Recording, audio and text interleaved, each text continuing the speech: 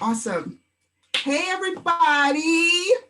Listen, every time I learn 5 things new, there are 5 other things that I got to learn, okay? Just bear with me, as you always do. Thank you so much for joining. My name is Angela Fraser. I am CEO of Headspace NC. We do the political as well as beauty stuff and how those two things intersect. And this is the third of our Hair Stories project. Let me take these off. These are my reading glasses. They'll be back on. This is the third of our live interviews with women that I think you guys will just completely enjoy getting to know. They share their hair stories, as you know. So I'm going to start with some housekeeping. First of all, there are some links in the chat, which I'm going to, there should be someone on the page who's going to put them in the comments section on the Facebook page. But it's to join the Hair Stories Project Facebook community. Please share this event. It's free. We love this to get socialized. The idea around Hair Stories is to collect the stories, the hair center stories of Black women. I believe there's a lot of power in those stories. And so please share the link whenever we have these events. And I do post in the Hair Stories Project page every other day or so. So that will help you to see the new things that I put there. And we also have an email list that you can subscribe to. And that is where you can submit your hair stories. We're going to give you guidelines on how to submit videos or narratives or audio recordings so that you can send these in, because this work is co-creation.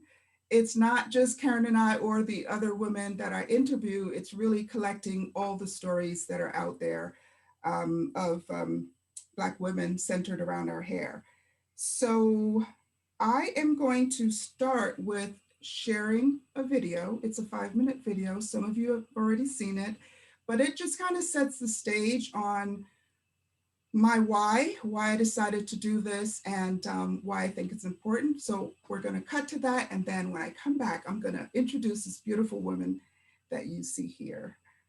All right, let's see if I can do this without any issues. Share sound, optimize video. I'm gonna go here, share. And Karen, if you could let me know when it's actually coming up.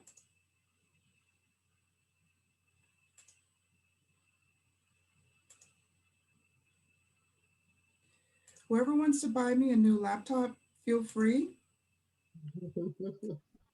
All right. I am. We see the screen. Okay.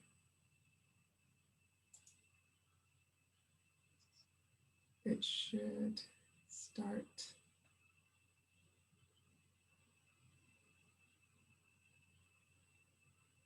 Remember that scene in How to Get Away with Murder where Viola Davis was just broken and she walks into her bedroom. Her mom, who's played by Cicely Tyson, is sitting on her bed, and Viola starts to slowly take off her wig and remove all of her makeup. She walks over and sits at her mother's feet, and her mother lovingly starts to scratch her scalp and console her. That was a huge moment for Black women. Remember?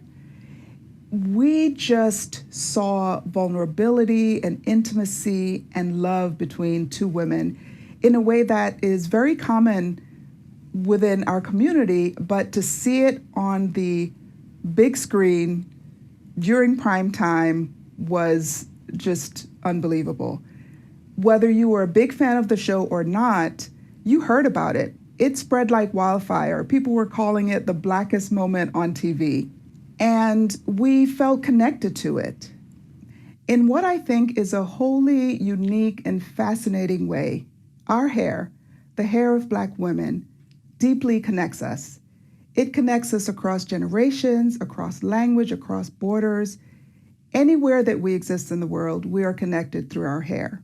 And I've wanted to scratch at that, pun intended, to create a deliberate space where we can share our experiences, all the things that we've learned, and all the ways that we have felt as it relates to our hair, whether it's feeling vulnerable or humiliated or loved or seen or powerful. Recently, I did a big DIY project and redid my closet.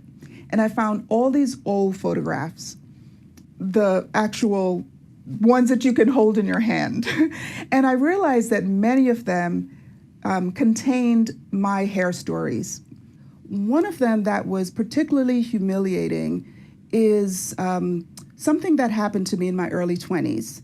I was fired from a job because I was wearing braids. I was taken to HR. The HR person told me that my braids were unprofessional. She learned about braids from the movie 10 with Bo Derek running on the beach. She actually said that to me.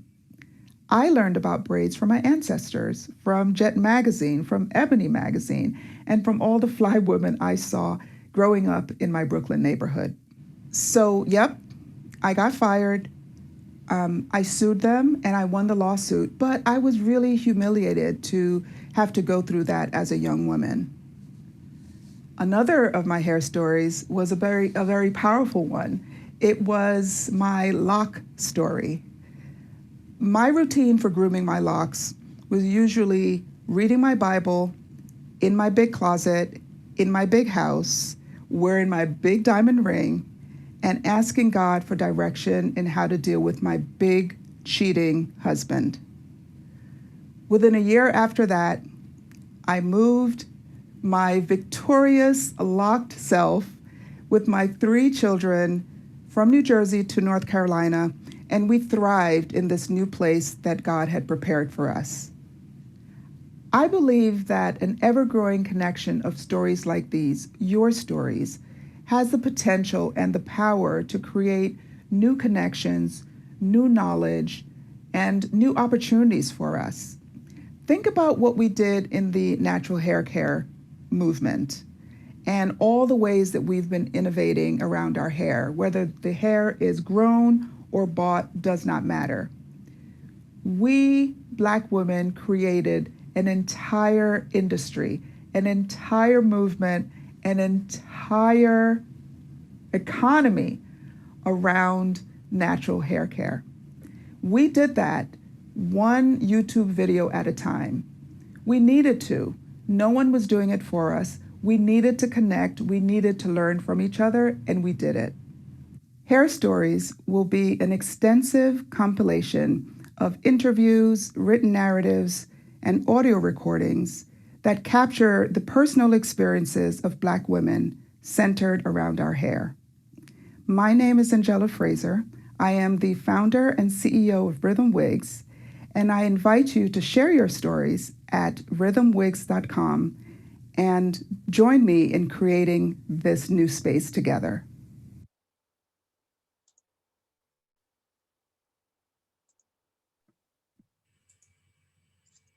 Hey, well, you heard about my stories, and now it's time to hear about Karen McDonald's stories.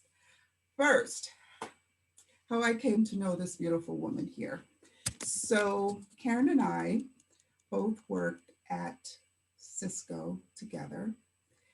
And Karen is one of those people that her energy just radiates. She's one of those kind of central hubs of the Black community at Cisco.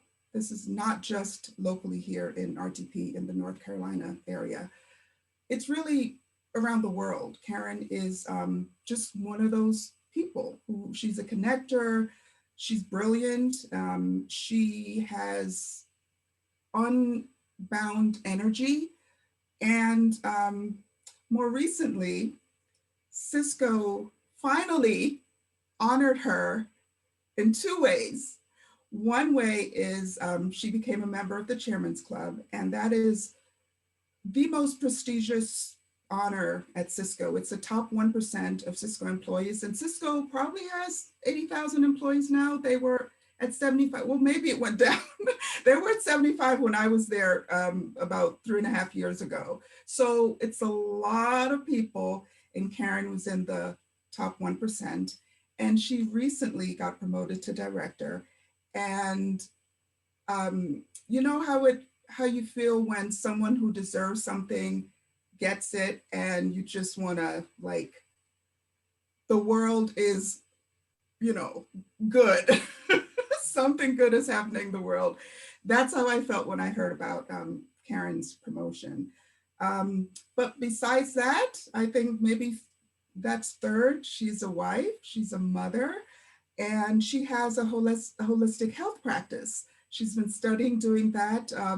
My friend Kim went to I've been massaged by you, of course, several times, but when you massaged Kim, she couldn't stop talking about it. So she's got these blessed hands, and she has this holistic health practice, and she'll tell you a little bit more about that as we go on. But I just wanted you to get an idea of who this person is. She is not her hair, and we're going to talk about that and what that means to Karen, because that whole, we're going to dig at that a little bit. So as I do with all of the hair stories, we're going to start at the roots. So Karen, share with us what your roots are, where you're from, and tell us, when was the first time that you became aware of your hair? All right. So my roots. I am born and raised in Raleigh, North Carolina. One of the few that's still around, right? I never really lived anywhere else except for I moved to Greensboro when I was in school and lived in Durham, North Carolina for a while, but born and raised right here in Raleigh. As far as my first hair story, it dates back to when I was like 6 or 7 years old in elementary school.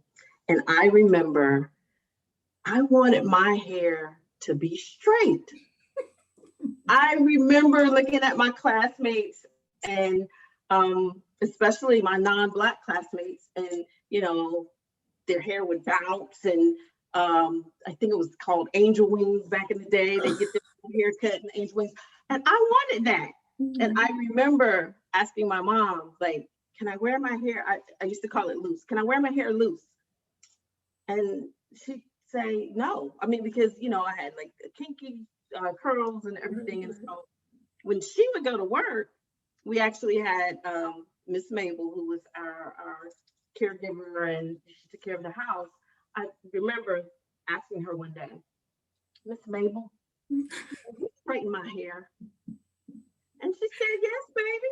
And so she took me to the kitchen with the hot comb, and she straightened my hair before school. And I went to school with my hair straight. And so by the time I got home from school and mom got home from work, she's like, what in the world? What happened to your hair? But that is my first remembrance of actually being conscious of what was going on with my hair. Right. And how did your mom respond to that? Was she happy? Was she? Well, she was, I think she was more or less confused. Like, why? That's not how your hair was when I left the house. Right. It was in the two little handlebars, with the ball ponytails and, the quick clacks. Yeah, and she twisted and then put barrettes on the end. That's how it was when she left. Okay, right. But then she came home, and it was just like I had a headband, and it was just. But you were happy, regardless of how mom was feeling. Right. That's awesome. Did she allow you to keep it like that, or did you have to? Yeah, well, she did, but I mean, it went back so quick. I love to play, right? So I was that girl. I was a tomboy, right? When I was a little girl, I was always playing with the boys. Right, So right. of course, after school, that meant I'm going outside to play basketball. Mm-hmm. Well, you can't keep your hair straight if you're No, outside playing you basketball. sweat it out. You sweat it out. Sweat it out. So it would go back up. Yeah. Awesome. Yeah, that is a very common story, but I guess some parents actually were eager to throw some, some relaxer on our hair too. So I guess it depends on how they're coming at this. So Karen, when we talked about you coming on the show, something just kind of emerged as we were talking, and you said, "I'm not my hair," right? And I remembered when India.Arie had her song "I'm Not My Hair," and I felt a little way about it. I have to tell you, because I'm into hair, and it's like, yeah, I am my hair. What do you mean you're not your hair? So we talked about that a little bit, and I've moved on from that initial reaction to it. But what started to come out is your experiences, especially your role at Cisco, your customer facing. I remember, I don't know if you're still doing this, but you were traveling probably what, 4 days out of the week, 3 days out, a lot. You were traveling a lot because most of your clients, JP Morgan, I think was your client in New York City. So I know you were traveling there a lot. We had some road trips going into New York together too. um, so you have this customer facing role, and you shared with me some experiences you had, why you really took on that. Look, my hair is gorgeous, but I am not my hair. So talk to us a little bit about what that means to you. Yeah. So I'm not my hair. I remember, um, so I wanted to go natural, like years and years and years and years ago, right?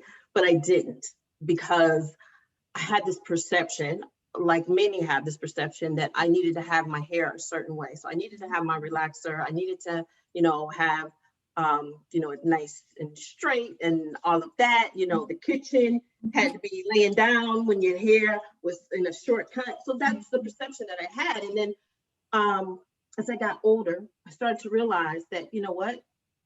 It's not about having my hair straight or, whatever. It's really, one, at work, about the work that I do, and my work speaks for itself.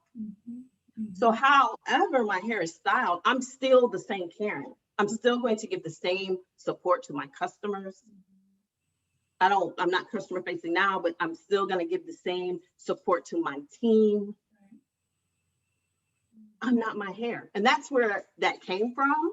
Okay. Simply because I did not want to be judged by my hair. Right. I wanted my work to speak for itself. Yeah. And so there were many, many people, like I had people that would say to me, "You're gonna rock your hair? Mm. You can't do that. You're customer facing." Why can't I do that? Right, right. When I go visit my customers, I'm the same person, whether my hair is in a blowout, whether it's, relaxed or locked. However I show up, I'm still the same me. Yeah. So that's what I mean by I am not my hair. Got it. Locked and loaded. Got it. So two, probably 5 questions I want to ask you, but I'll start with this one. So you were there. So that is I am not my hair, but you and I talked about the importance of how we show up as leaders, as role models to young people, especially those trying to get into the corporate environment, and how on the other side of I am not my hair, your hair became, you used it really as a beacon to young people to say that, you finish that sentence for me. So I use it because I feel like I am making way for, especially like the millennials, right? Mhm. Come with your authentic self, Yeah. however that is. If it's flops, Mhm. that's okay. If it's relaxed, that's okay. If it's a weed, that's okay. But come with your authentic self. And so what I'm hoping is, um, as I climb the corporate ladder Mhm. and I'm not judged by my hair, Mm. it will make it easier for the young brothers and sisters that are coming behind me Yeah. Yeah. to not be judged by their hair, Mhm. because people like me, people like you, we've already fought that battle for them. Right. Exactly. Exactly. So one thing that I didn't mention is Karen is now one of the global co-presidents of Connected Black Professionals, which is Cisco's employee resource organization for Black employees globally. So probably over 1,000 people now are part of this organization. And so when Karen talks about being in a position where she can kind of have an impact on um, who comes into Cisco, why they come into Cisco, it's interesting because I had a similar experience when I joined Cisco. Like I was working at JP Morgan, very kind of structured, and I decided I didn't want that structure anymore. So I was going to just, I think at the time, well, my hair is platinum blonde now. So I had a platinum blonde short afro. And I said, I was just going to show up the way that I am. And if Cisco didn't want me, I already had a job. And Cisco did hire me. And so I really just want to give a shout out to Cisco, the culture at Cisco. You're going to have managers who do what they do. But the culture at Cisco, really, I think they are always trying to allow people to embrace who they are authentically, bring your whole self to work and all of that. So when you said that, I was like, yeah, that happened to me back in 2001 or something like that. That kind of decision on how we were going to represent ourselves. And I know too that you do recruiting. And so when you go out, and you didn't mention where you went to school. I can't believe you didn't mention where you went to school. Just go ahead and do it. You know you You want didn't to. ask, but I did attend the North Carolina A&T State University, Aggie Pride, where your son is as So well. Karen has been feeding me Aggie stuff for so long on these road trips. So way before Isaiah was college age, I knew that he was at least going to apply. But once I decided he was going to go to an HBCU, he decided he was going to go. We knew it was going to be A&T. We just knew, and he's really loving it. So he's so oh, and when your son helped him when he went on campus, that was really awesome too. That played a big role in him saying yes. So yeah, I tell you, they go hard, these Aggies. So Aggie born, Aggie bred. so in doing recruiting and things like that, um, you said that your hair becomes this way of communicating to people coming in that Cisco is a type of place where you can wear your hair any way that you like, because there are all varieties of hairstyles that Black women wear at Cisco. I started wearing my hair really big while I was at Cisco for precisely the same reason. Um, so as we talked about that, um, we were going into the professional and unprofessional. Who decides, where does all that come from? And there was a statistic that I read. I'm going to put a link to it in the Hair Stories Project page. But it was a research that was done, I think, 2 or 3 years ago. And it said that 80% of Black women who were surveyed um, changed their hairstyle um, because they felt it would impact the perception of them at work. That 80%, That's huge. 80%. And I was having a conversation with a friend of mine, a gentleman who, oh, things are different now because everyone's wearing their hair natural. Well, some things are different, but there's a whole lot that is still the same. And so, you know, when we make these, you know, anyone who's in the lead, you have to be prepared to have the darts come at you so they don't get to the other people. So I really want to commend you on that because I know it makes a difference. I know it makes a difference. So in talking about the professional and unprofessional, you started telling me, well, yeah, this happens at work, but it happens at home too. And I was like, yes, it does. It does. So, Yes. so yeah, share some of that with us. You can talk about anything that happened at work, because I know before Cisco you worked at IBM Lenovo. So share any of those experiences in how people reacted to your natural hair at home and in the workplace. Awesome. So I'm gonna start with the story from work, and then I'm gonna one from home. So the work story. This takes me back to my IBM days. I was not natural, 100% natural when I was at IBM, but I would wear braids a lot. Mm-hmm. And I remember someone came up to me and they didn't ask if they could feel my hair. They just started, you know, touching my hair, and then made the comment, "Oh, it feels like my braided rug." No. I was like, No. yeah, how do I take that? Not good. Because all I was thinking about was like the old like rugs, like at my mom's house, right? And like, I don't think my hair feels like that. Wow. And that's something that just kind of I always remember. Right. Right. How many years has that been? Oh wow. That was in the 90s. Wow. Yeah, this I stuff was in the 90s. This stuff sticks, you know, it sticks Yes. because it's a part of us. And so it's making a judgment, you know, her comment, but also her touching you, like, you know, you're in a zoo or something where they can just reach out and touch because of their curiosity. They get to touch you. Okay, terrible. Yeah. So what about at home? Home. Yeah. So when I first decided to lock my hair, my mom was not happy. She was not happy. And actually, when I first went natural, because when I first went natural, I just did the big chop, right? So I'm like, I remember sitting in the stylist chair and just saying, yeah, I'm ready to go natural, cut it off. Wow.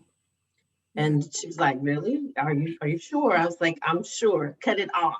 And so I started with the teeny weeny afro, Right. and my mom was not feeling it at all, right? She was not feeling a little teeny afro. Like, what happened to your hair?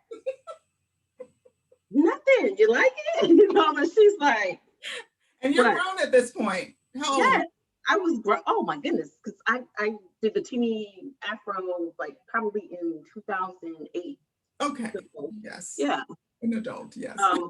An adult, absolutely. And so her reaction just kind of made me like self-conscious. Mm-hmm. And okay, well, let me go grab a wig. Right. Right. So, you know, I would wig it, no biggie. Right. But then fast forward to when I decided to lock, you know, to me, that first day or so, well, actually the first couple of months when you lock, for me is just like, I call it the not so cute stage, right? So already feeling some kind of way about, you know, the stage is so early, and oh my goodness, I'll be glad when my locks fill out. Right. And I remember sitting at the kitchen table at my mom's and her saying, what you gonna do with your hair? And I'm like, Mom, this is it. This is, yeah, I have locks. What do you mean locks? Right? So I'm explaining. You mean those dreadlock things? Yes, ma'am. Yes, ma'am. Oh, yes, ma'am. No. Your hair looks better when you have those curls and when you have, you know, and so she just went on and on and on. And so I was like, oh my goodness, she was not having it at all. And it kind of hurt my feelings But then I brushed it off because I said, you know what? Mom is old school, right? And seeing her daughter with locks and going to work with locks, like to her, that's foreign. Yes. And I get it. Mm-hmm. But at the end of the day, it's my hair. And she's like concerned, you know what I mean? She's you get it, but it still hurts, you know, especially because you have your own kind of angst about it and layered. Exactly. But I shake it off. And I mean, now though, here we are years later, and she's like, she loves it. Like, especially when like I know I have them in chain locks right now, chain loops, but when I take it down, it's like nice and curly. And so she'll say stuff like, "God, is that your hair?" Like, yes, Mama, it's my hair. Are you sure? Your hair? That's a wig. Oh my God, it's my hair. Are you sure? And now it's moving like you always wanted it to move. That's right. Okay. Moving, yes, but yeah. So that's awesome. Now, if there's anything about living healthy, Karen's hair grows so fast. It's ridiculous. It's like you see her one day, it's here, the next day, like you can actually see her hair. So any special thing that you're doing to get your hair to do this other than living right? Well, for me, my regimen, of course, I drink the right amount of water, right? So at least half our body weight in ounces of water. I take a vitamin, a liquid multivitamin, so it's called Nutriverse, from TLC. So I take that every day, like clockwork, because it is a liquid, so I absorb it, you know, a lot easier than if I was taking like a capsule. And so that's the two main things that I do, right? As far as ensuring that my hair grows. Yeah. I love it. Love it. Love it. Love it. So one of the, you know, we like to think of the professional as like what? Straight hair, or maybe your hair back in a bun. And I know that you sometimes wear your hair up. And have you had the experience of other Black folks at work reacting negatively to your hair that you want to share with us? Absolutely. So you're laughing now. First of all, yes. First of all, it was other Black folks that said that, you know, me being customer facing, I didn't need to lock my hair. Start with that. And for the longest, when I first locked my hair, I would never wear it down. So you talked about updos and stuff. Like, I didn't want people, like in the beginning, yeah, because it was short. But you talked about how fast it started growing. So like now my locks are down. I mean, you can't tell with the way the hairstyle I have, but they're like well down my back, right? Yeah. And so I just didn't want to wear my hair down, like, because I was thinking like it's too much. It's too much for people, you know. It's bad enough that I have locks, and it's too much if I wear my hair down. And so, you know, I was self-conscious about that. And then one day I decided to wear it down, and people were like, wow. Now, most of the wows came from people that don't look like us, right? Like, wow, your hair is gorgeous. Oh my goodness. Like one of my coworkers told me, he was like, Karen, he was like, your hair is so gorgeous. He was like, I was telling my wife how gorgeous your hair is. And I was thinking like, really? I mean, but it was a compliment, right? Right. And so I got to the point where I'm like, you know what? It is what it is. I'm not my hair, right? So I'm gonna wear my hair down some. But back to your question, not everybody that looks like us embraces natural hair. And so they have their own perception or whatever. I was chatting with a young lady that was interning at Cisco, and we talked about her. I mean, first thing she said was she was so glad to meet me and meet someone with locks in Cisco, because her parent had shared their concerns about her coming into corporate America with her hair braided or in locks. Mm-hmm. And so she was like, I can't wait to go back and talk about you and share, you know, how I met you. But yeah, this didn't happen to me personally, but another friend said that a person of color said to them, you should always wear your hair straight. Like, don't ever, you know, wear braids or anything else. Always wear your hair straight, because you're not going to be accepted if you don't. That was their way of helping her, I imagine. That's what they thought. Yeah. thought. Yeah. But that still stands in that person's head. Right. And then I had a conversation with someone on LinkedIn, actually. There was a post or a story about a young man in, I think it was either Tennessee or Mississippi. He was an attorney and he had locks, and he interned with this law firm, but they did not want to hire him on, you know, permanently after he finished law school because of his locks. Like they said, you would have to cut your locks because you would get mixed up with clients.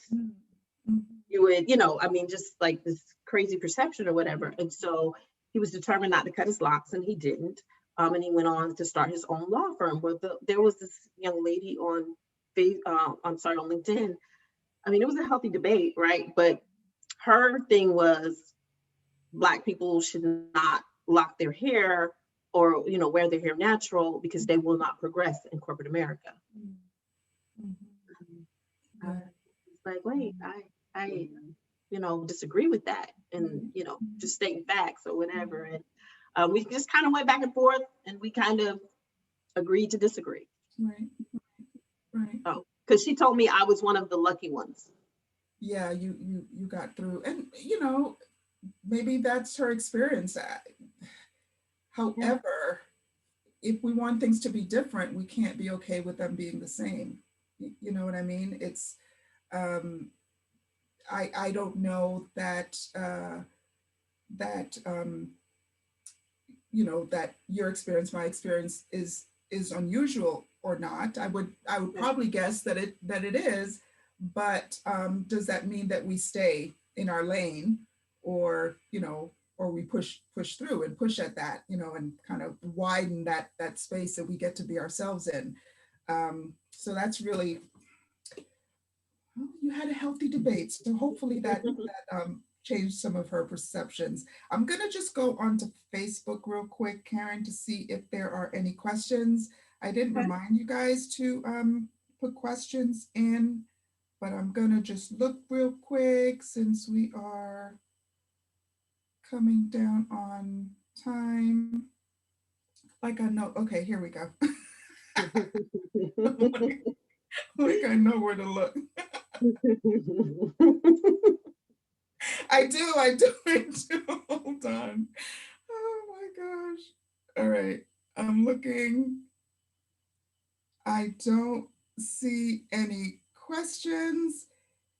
If someone who's watching on my team sees any questions, just text them to me, please.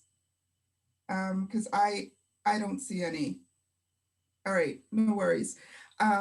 So I wanted to wrap this up in talking about how people can get in touch with you. What are some of the things that you're doing outside of work? Because I know it's Karen, where do you get your energy?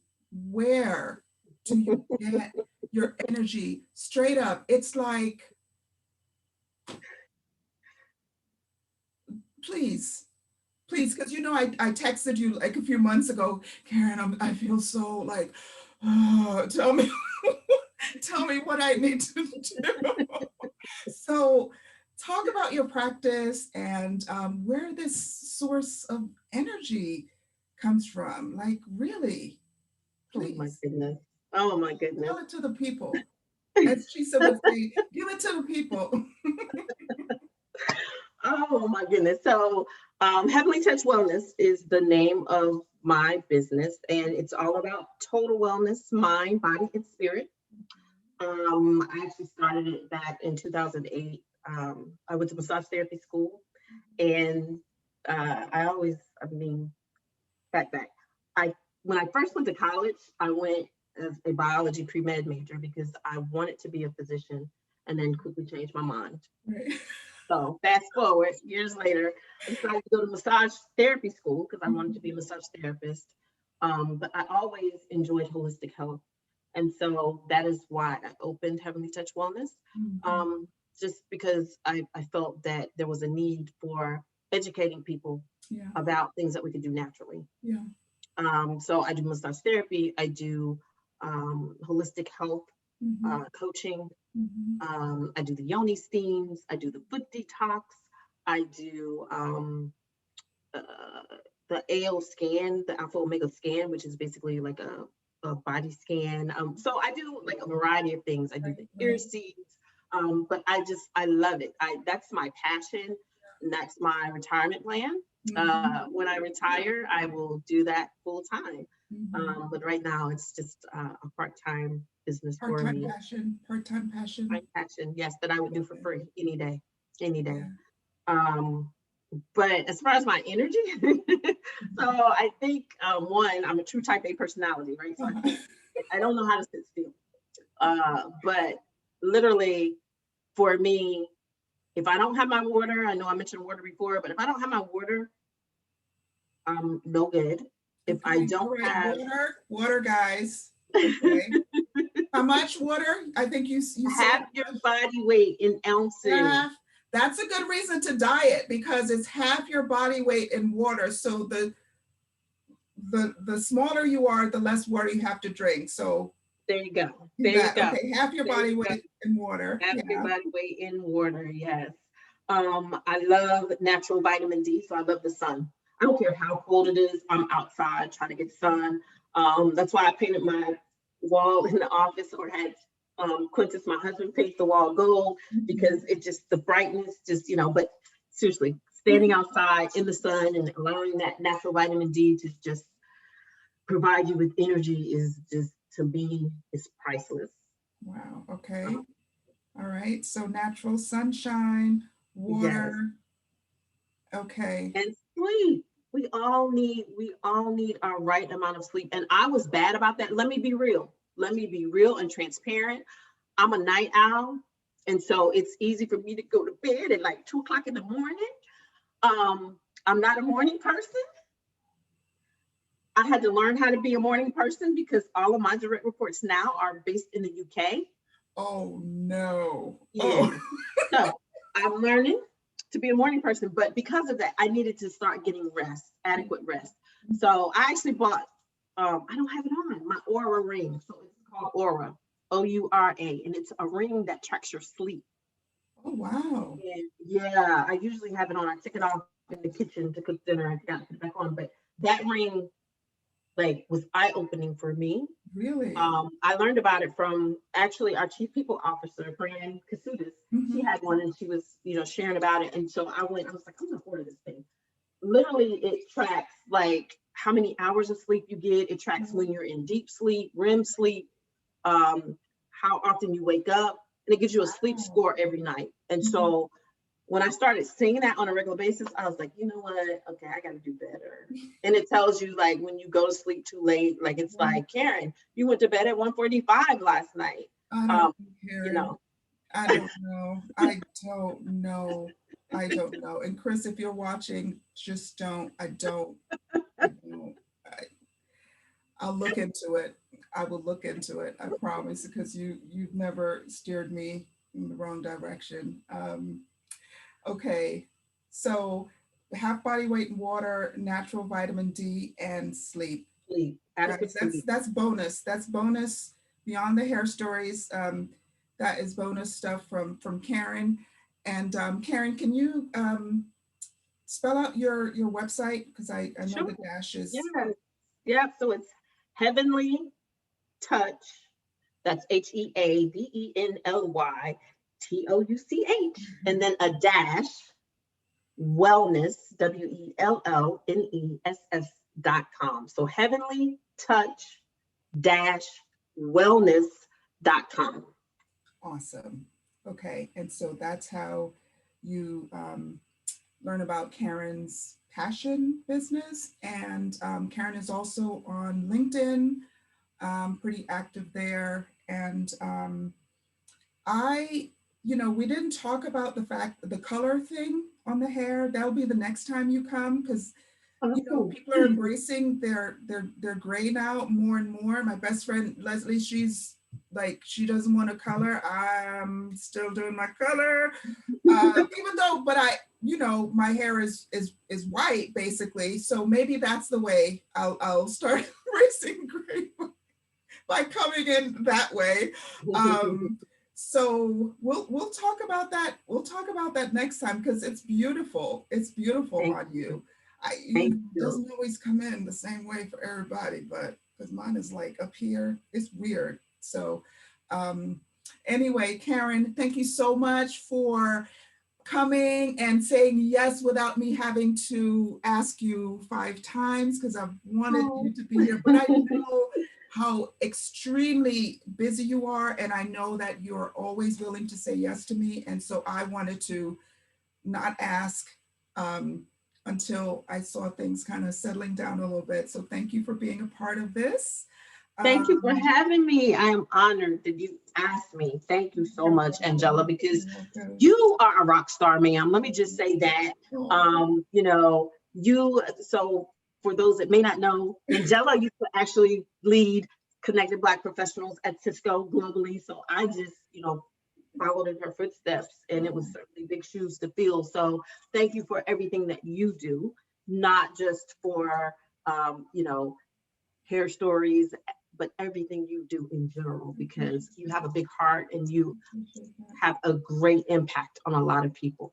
So thank you. I appreciate that, Karen. Thank you so much. So guys, this is recording. So as soon as I get it, we're going to post it in the Facebook page, also on YouTube, and I will send it out. And the next time, Karen, I'm going to get this so that people can be a part of the live in Zoom. I don't know why I didn't do that before, whatever.